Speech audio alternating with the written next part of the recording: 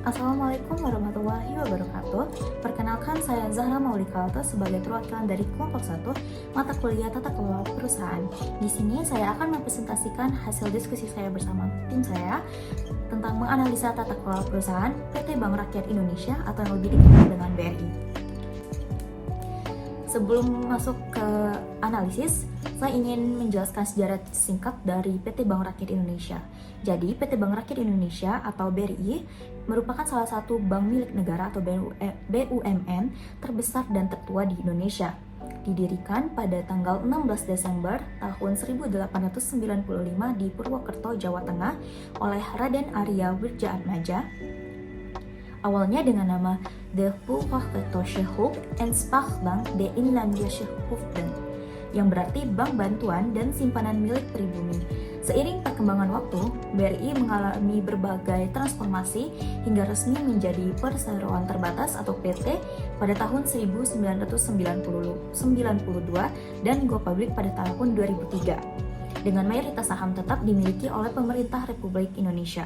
Sebagai lembaga keuangan yang berfokus pada pelayanan masyarakat kecil, mikro, dan UMKM, BRI dikenal sebagai pelopor keuangan inklusif di Indonesia dan Asia Tenggara.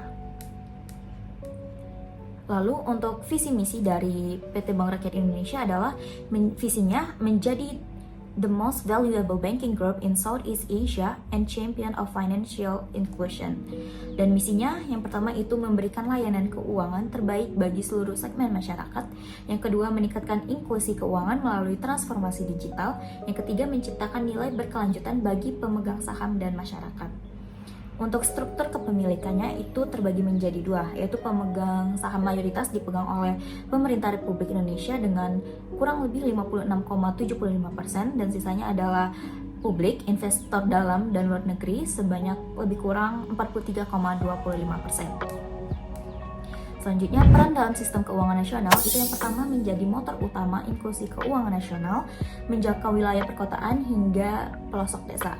Yang kedua, mendorong pertumbuhan ekonomi nasional melalui layanan keuangan yang inklusif dan stabil. Yang ketiga, terlibat dalam berbagai program tanggung jawab sosial seperti Desa Brilian, BRI Peduli, dan BRI Menanam.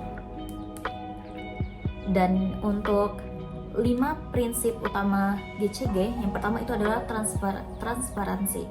BRI menyediakan informasi relevan, akurat, dan mudah diakses publik. Publikasi melalui laporan keuangan tahunan dan sustainability report di situs resmi perusahaan. Yang kedua itu ada akuntabilitas. Fungsi dan tanggung jawab antar organ perusahaan, baik itu direksi, komisaris, RUPS, jelas dan terpisah. Pelaksanaan audit internal dan eksternal dilakukan secara rutin. Yang ketiga, implementasi, mematuhi seluruh peraturan perundang-undangan dan pedoman etika bisnis, melaksanakan program CSR seperti Desa Brilian, pendidikan dan pemberdayaan UMKM. Yang keempat, independensi. Pengambilan keputusan dilakukan secara objektif tanpa intervensi dari pihak luar. Lalu penegakan kode etik bagi seluruh karyawan. Yang kelima, kewajaran dan kesetaraan.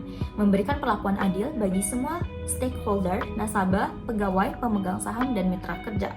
Menerapkan kebijakan SDM dan bisnis yang non-diskriminatif dan transparan. Lalu untuk struktur utama tata kelola PT Bank Rakyat Indonesia, itu yang pertama rapat umum pemegang saham atau RUPS, pemegang kekuasaan tertinggi yang menetapkan arah kebijakan dan keputusan strategi perusahaan. Dewan Komisaris yang mana mengawasi dan memberi nasihat kepada direksi, memastikan kebijakan perusahaan sesuai dengan prinsip GCG. Ketiga, direksi bertanggung jawab atas pengelolaan operasional, strategi bisnis, dan manajemen resikonya. Yang keempat, komisi pendukung terdiri dari komite audit, komite pemantau risiko, dan komite nominasi dan remunerasi yang membantu komisaris menjalankan pengawasan. Selanjutnya, kebijakan internal pendukung GCG. Yang pertama, pedoman etika itu berlaku bagi seluruh karyawan. Yang kedua, whistleblowing system atau WBS, mekanisme pelaporan pelanggaran secara anonim. Yang ketiga, Enterprise Risk Management atau sistem manajemen risiko untuk menjaga stabilitas dan kepatuhan internal. Implementasi Good Corporate Governance di BRI. Jadi yang pertama itu sistem pelaporan dan pengawasannya menerapkan whistleblowing untuk melaporkan pelanggaran etika dan penyimpangan. Yang kedua, melaksanakan audit internal dan eksternal secara berkala oleh auditor independen.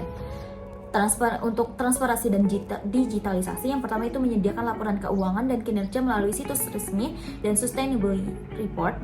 Yang kedua itu mengembangkan sistem digital pengawasan dan pelaporan untuk efisiensi dan transparansi. Bagaimana untuk tanggung jawab dan sosialnya? Di sini BRI yang pertama itu melakukan program peduli desa seperti Desa Brilian, BRI Peduli, dengan pemberdayaan UMKM untuk meningkatkan kesejahteraan masyarakat. Lalu untuk penghargaan dan pengakuan, itu yang pertama meraih berbagai penghargaan seperti Top GCG Award 2023 dan Best State-Owned Bank in Governance Implementation dari The Economics dan OJK. Tantangan yang dihadapi oleh BRI itu yang pertama, birokrasi dan koordinasi internal yang kompleks dalam struktur BUMN besar. Yang kedua, perubahan teknologi dan digitalisasi menuntut keamanan data dan adaptasi yang cepat. Yang ketiga, integrasi anak perusahaan dan unit bisnis yang beragam. Yang keempat, tingginya ekspektasi publik terhadap transparansi dan etika perbankan. Upaya penguatan dan perbaikan yang bisa dilakukan yang pertama itu meningkatkan literasi GCG bagi seluruh karyawan melalui pelatihan berkelanjutan. Yang kedua, memperkuat sistem digital pengawasan internal dan keamanan cyber. Yang ketiga, kolaborasi dengan Kementerian BUMN, OJK, dan lembaga audit independen untuk menjaga kepatuhan. Yang keempat, membangun budaya perusahaan yang berintegrasi, transparan, dan berorientasi pada pelayanan publik. Harapan kedepannya, BRI diharapkan terus menjadi contoh penerapan good corporate governance yang konsisten, modern, dan berdaya saing global, sehingga mampu menjaga kepercayaan publik sekaligus memperkuat ekonomi nasional. Sekian hasil diskusi saya bersama rekan tim saya. Terima kasih atas perhatiannya. Terima kasih. Wassalamualaikum warahmatullahi wabarakatuh.